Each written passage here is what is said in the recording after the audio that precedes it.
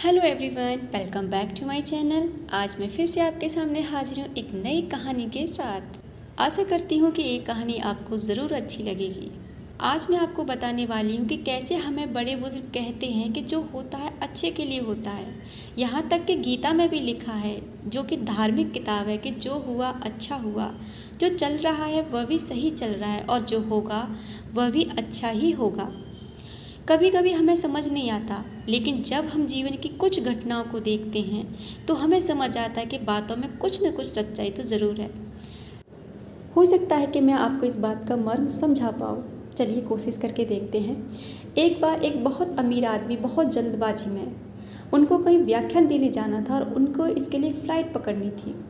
फटाफट वो अपनी आलीशान गाड़ी से उतरे, एयरपोर्ट के अंदर घुसे और वहाँ से उन्होंने अपनी फ़्लाइट ले ली। जैसे ही वो फ्लाइट में अंदर बैठे, उन्होंने तुरंत अपना लैपटॉप निकाल लिया और अपनी आगे आने वाली योजनाओं की रूपरेखा बनाने लगे। वो बहुत जल्दबाजी में दिखाई दे रहे थे।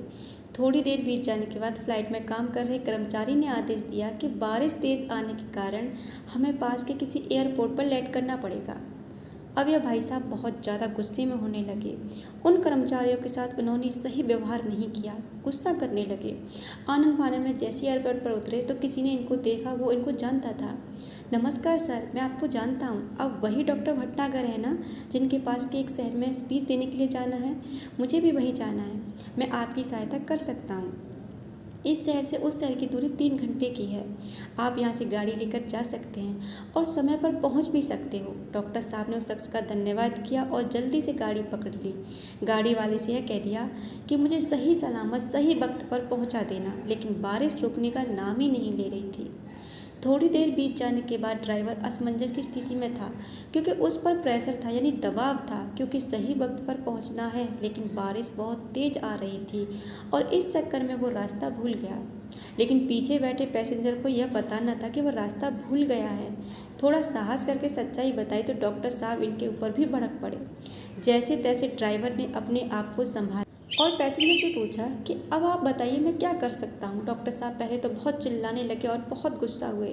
जो भी इनको भड़ास निकालनी थी वह निकाल ली और कहा कि अब जहाँ कहीं भी रुकने की व्यवस्था हो वहाँ चलिए। पास में गांव आता है और गांव में एक छोटा सा घर होता है। घर को खटखटाते हैं। बूढ़ी सी माँ की आवाज़ आती है। माँ बोलती है कि परेशान ना करो, आप अंदर आ सकते हो।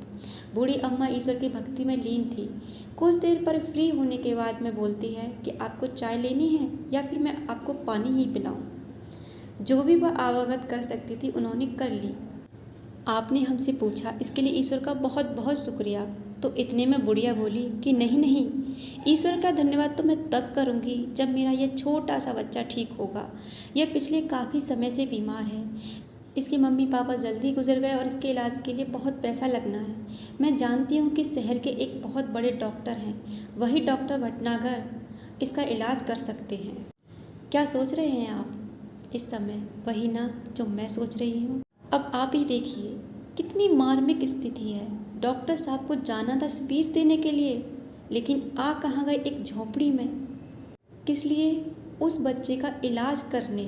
क्यों? क्या वहाँ किसी ने उनको बुलाया था? क्या उनको पता था कि एक बच्चा इतना बीमार है कि उनके इलाज की उसको सख्त ज़रूरत है? नहीं ना, क्योंकि जब दिल से किसी चीज़ की आशा की जाती है तो कहीं ना कहीं वह मुराद पूरी भी होती है। भरोसा हो अगर ईश्वर पर सच्चे दिल से हर काम हो सकता है, इसलिए आस्था रखना बहुत ज़रूरी है।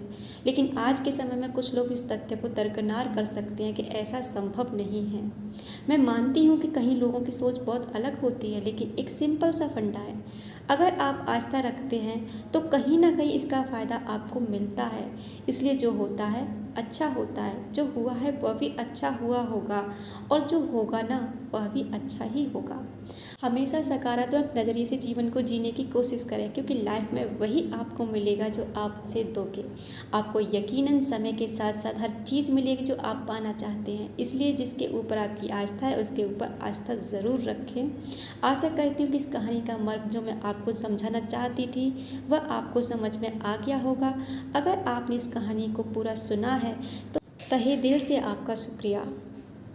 अगर आप कोई सुझाव देना चाहते हैं तो बिल्कुल दे सकते हैं। आपने अपना कीमती समय मुझे दिया, इस कहानी को दिल से सुना, उसके लिए आपका बहुत बहुत धन्यवाद। चलिए मिलते हैं अपने नेक्स्ट वीडियो में, तब तक के लिए बाय बाय।